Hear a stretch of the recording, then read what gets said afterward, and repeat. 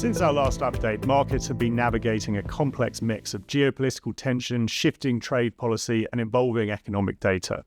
But amid the noise, our focus remains really clear, helping you stay on track towards your long-term financial goals by maintaining investment discipline. So let's unpack what's happened over the past few weeks, and more importantly, what it means for your investments.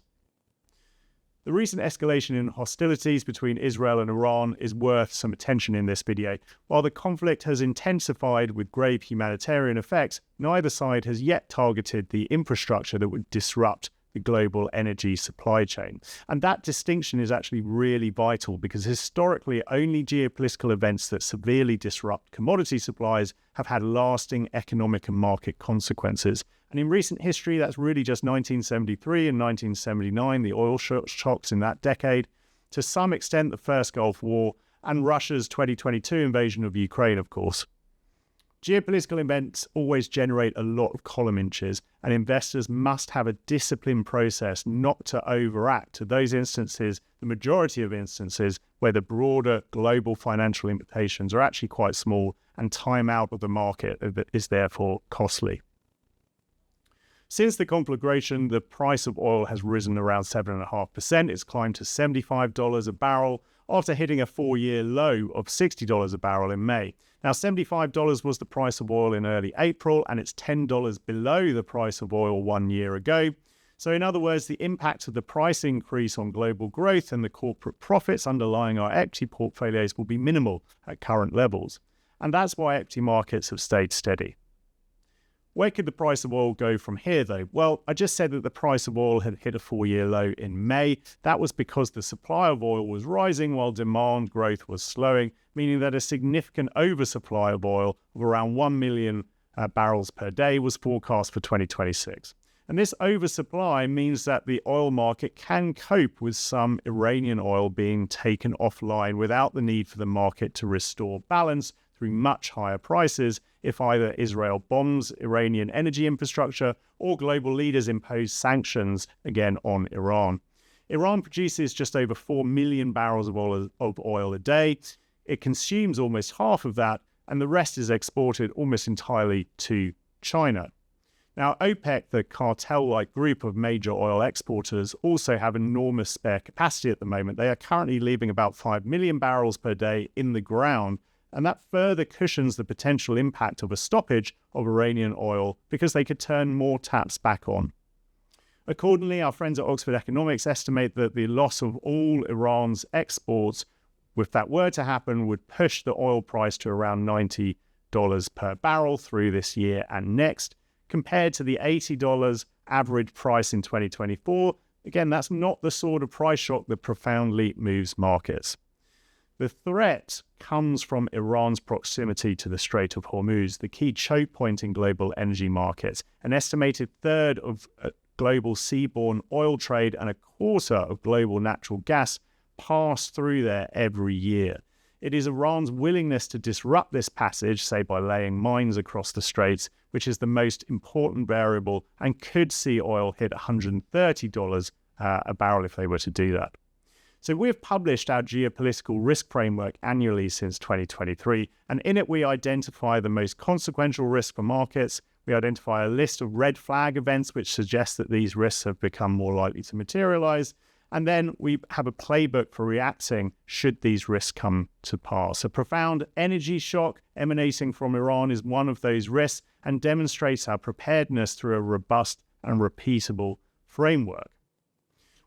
We already have strategic defenses in place. The bonds in our lower and medium risk portfolios are already shorter duration, so less sensitive to spikes in inflation and interest rates.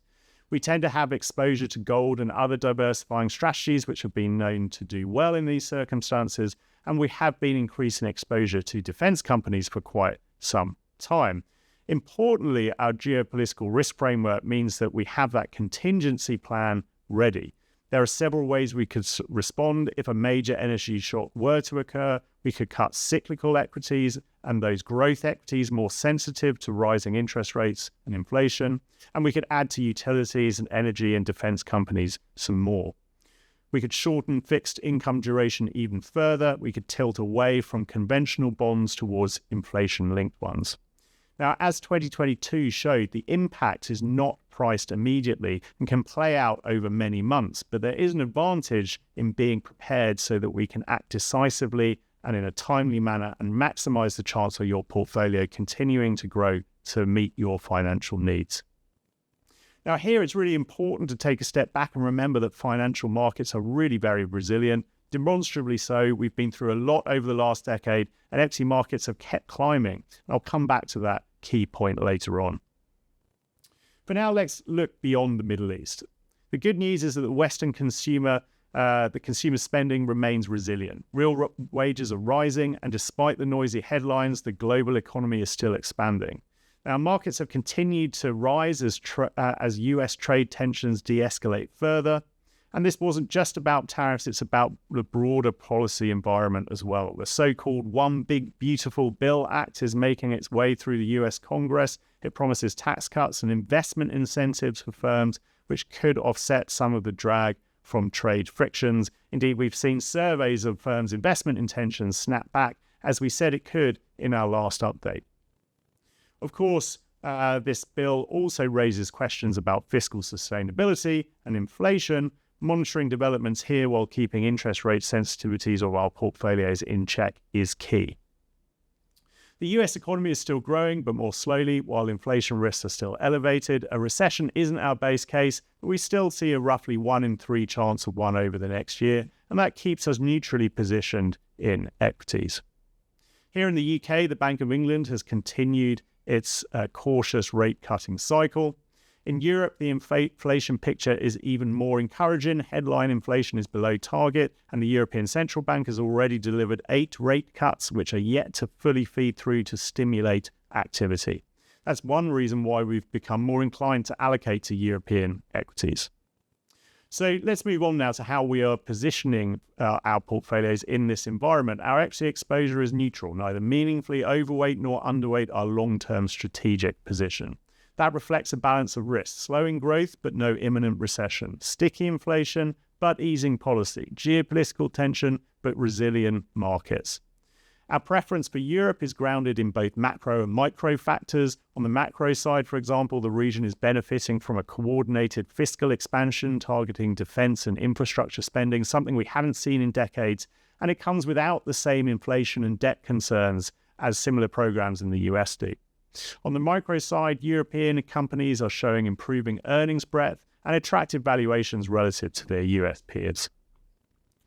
We continue to see compelling opportunities in Japan. Corporate governance reforms are gaining traction and shareholder returns are improving. Inflation and monetary policy remain risks, but we believe the long-term story is intact. In the US, we're cautious, valuations are high, and while earnings have been strong, the policy environment is increasingly unpredictable. The AI-driven rally has been impressive, but we're seeing some signs of fatigue, and monetization remains elusive for many firms. Now, to be sure, we still allocate to many highly profitable US companies, but we're not overweight the region as a whole. Finally, we continue to favor quality. Companies with strong balance sheets, high returns on capital, and consistent profitability tend to outperform in uncertain environments. That's where we're focused. That's what we're about at Rathbones.